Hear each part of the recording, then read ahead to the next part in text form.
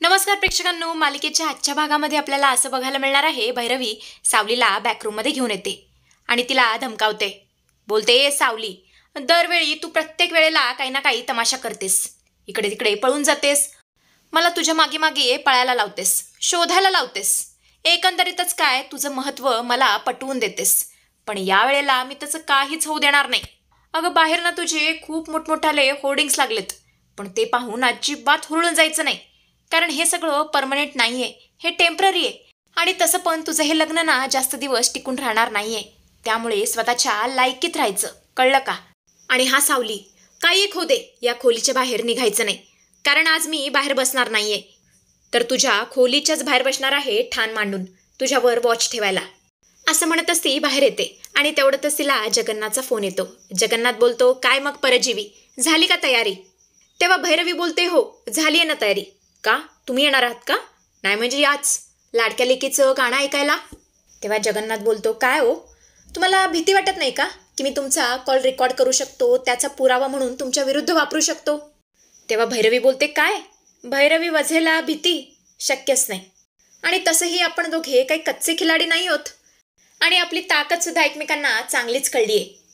त्यामुळे हा जो काही खेळ आहे ना, तो चांगल्या खेळाडूप्रमाणे खेळा.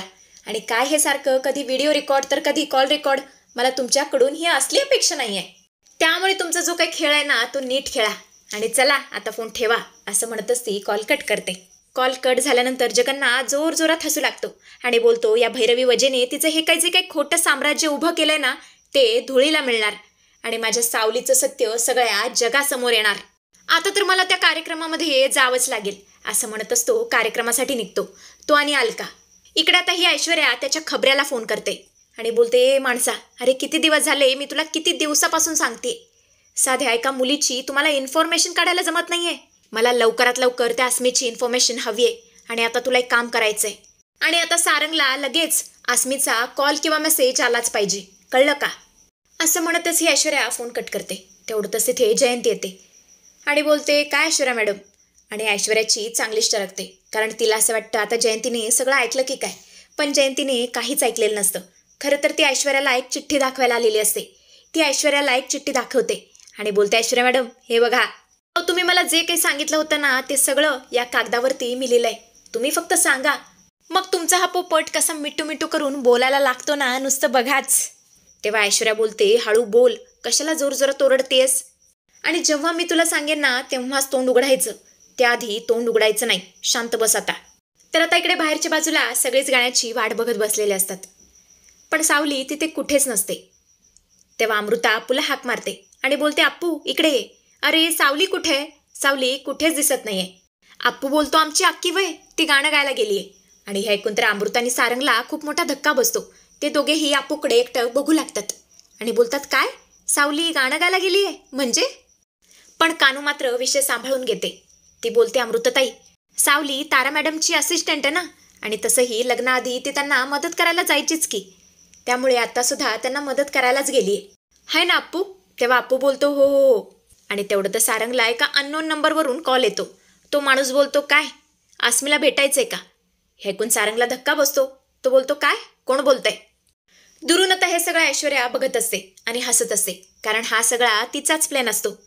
ऐश्वर्याचा माणूस आता पुढे बोलतो, मी कोण बोलतोय ना हे महत्त्वाचं नाहीये, पण आता मी तुम्हाला जे काही सांगणार आहे ना ते जास्त महत्त्वाचं आहे, कारण आस्मीबद्दल आमच्याकडे खूप मोठी माहिती आहे, आणि तुम्हाला जर त्यांच्याबद्दल माहिती हवी असेल ना, तर आम्ही तुम्हाला एक लोकेशन पाठवतो, तिकडे निघून या. आणि मग काय, सारंग तिकडे निघून जातो.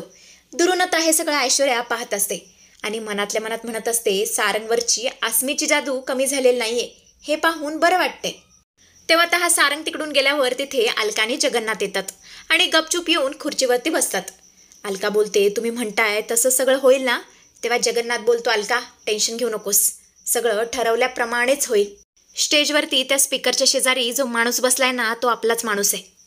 तेव्हा तो माणूस जगन्नाथला हाय करतो, नमस्कार करतो.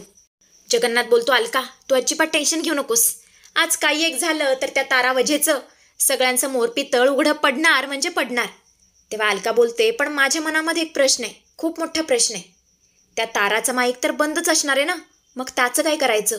तिचा भसाडा आवाज सगळ्यांच्या समोर कसं काय येणार? आणि हे ऐकून जगन्नाथ हसू लागतो आणि बोलतो, आज ताराचा माईक त्या भैरवी वजेने सेट नाही केलेला. आज तिचा माईक मी सेट केलाय. इकडे आपण पाहतो तर काय, सारंग सांगितलेल्या लोकेशनला पोहोचलेला असतो आणि तिथे जवळच काही माणसं पत्त्यांनी खेळत असतात. त्यातला एक मुलगा बोलतो, तिकडे बघा, हा तो सारंग भेंदळेच आहे, रूपम कॉस्मेटिक्सचा मालक. याच्याकडे चिक्कार पैसा असणार आहे, याला पण मारू आणि याच्याकडचे सगळे पैसे काढून घेऊ. तिकडे काही बॅट्स आणि स्टंप ठेवलेले आहेत, त्याचा वापर करून आपण याला चांगलंच मारू. इकडे आता बॅकरूममध्ये असलेल्या सावलीला सारंगवरच्या संकटाची चाहूल लागलेली असते. ती म्हणत असते, का कोणास ठाऊक, मला असं का वाटते, सारंग सर कोणत्या तरी मोठ्या संकटात आहेत. विठ्ठला, मला जावंच लागेल, त्यांना वाचवावंच लागेल. विठ्ठला, मी जाते, मी माझ्या सारंग सरांना वाचवते, असं म्हणत असते तिकडून निघून जाणार. तेवढ्यातच तिथे भैरवी येते आणि बोलते, सावले थांब, तुला किती वेळा सांगितलं होतं की जायचं नाही, मग तू बाहेर का चालली आहेस? तेव्हा सावली बोलते, माई, का कोणास ठाऊक मला असं वाटतंय सारंग सर मोठ्या संकटात आहेत. तेव्हा भैरवी बोलते, हो तू अगदी बरोबर बोलतेस, सारंग कुकुलं बाळ आहे ना, ते कुठेतरी हरवलं असेल, जा जा जा, पटकन जा, त्याला तुझ्या मदतीची गरज असेल. तेव्हा सावली बोलते, माई, अहो मी तुम्हाला आतून सांगते, मला असं खरंच वाटतंय सारंग सर कोणत्या तरी मोठ्या संकटात सापडलेत. असं म्हणतच ही सावली तिकडून निघून जाऊ लागते. तेवढ्यातच भैरवी बोलते, थांब, मी चेष्टा करतेय, गाणं संपल्याशिवाय तुला या खोलीच्या बाहेर जाता येणार नाही. कुणाचा प्राण जरी गेला तरी सुद्धा तुला या खोलीच्या बाहेर जाता येणार नाही. इकडे आता हे सगळे गुंड स्टंप आणि बॅट्स घेऊन सारंग जवळ येतात आणि बोलतात, ते सारंग, त्या दिवशी तुला खूप माज आला होता ना? तर प्रेक्षकांनो, हे तेच गुंड असतात ज्यांनी सावलीची छेड काढलेली असते. ती जेव्हा फुल तोडायला गेलेली असते तेव्हा, आणि सारंगने सावलीला त्यांना थोबाडीत मारायला सांगितलेली असते, त्यांचा अपमान केलेला असतो आणि म्हणूनच या गुंडांना सारंगकडून त्यांच्या अपमानाचा बदला घ्यायचा असतो. तेव्हा सारंग बोलतो, कसं आहे ना, मी आता जरा वेगळ्या झोनमध्ये, प्लीज आता हे सगळं नको. तेव्हा ते गुंड बोलतात, तुझं झोन वगैरे गेलं खड्ड्यात, त्या दिवशी लई उडत होतास ना, आता काही तुला सोडणार नाही, घ्या रे याला फैलावर, असं म्हणत असते. सगळे मिळून त्याला मारू लागतात. इकडं आता ही सावली विठुरायासमोर हात जोडते आणि बोलते, विठुराया, माझा तुझ्यावर पूर्ण विश्वास आहे, माझं सौभाग्य संकटात आहे, का कोणास ठाऊक मला असं वाटतंय सारंग सर खूप मोठ्या संकटात आहेत, प्लीज तू त्याचं रक्षण कर. मी तुझी सावली आहे ना, हे मला दाखवून दे, तू त्यांचं रक्षण कर, आज तुझी परीक्षा आहे, आज मी ते थांबून तुझ्यासाठी गाणं गाऊन तुझा शब्द पाळणार, तू तिकडे सारंग सरांचं रक्षण करून तुझा शब्द पाळ. इकडे आता रामभाऊ ताराला स्टेजवर बोलवतात आणि तिला गाणं गायला सांगतात आणि तिकडे ते गुंड सारंगला मारू लागतात. पण तेवढ्यातच तिथे देवा नावाचा एक नवीन इन्स्पेक्टर येतो आणि सारंगला त्या गुंडांपासून वाचवतो. तसं बघायला गेलं तर प्रेक्षकांनो, हा इन्स्पेक्टर देवासारखाच धावून आलेला असतो सारंगचा जीव वाचवण्यासाठी.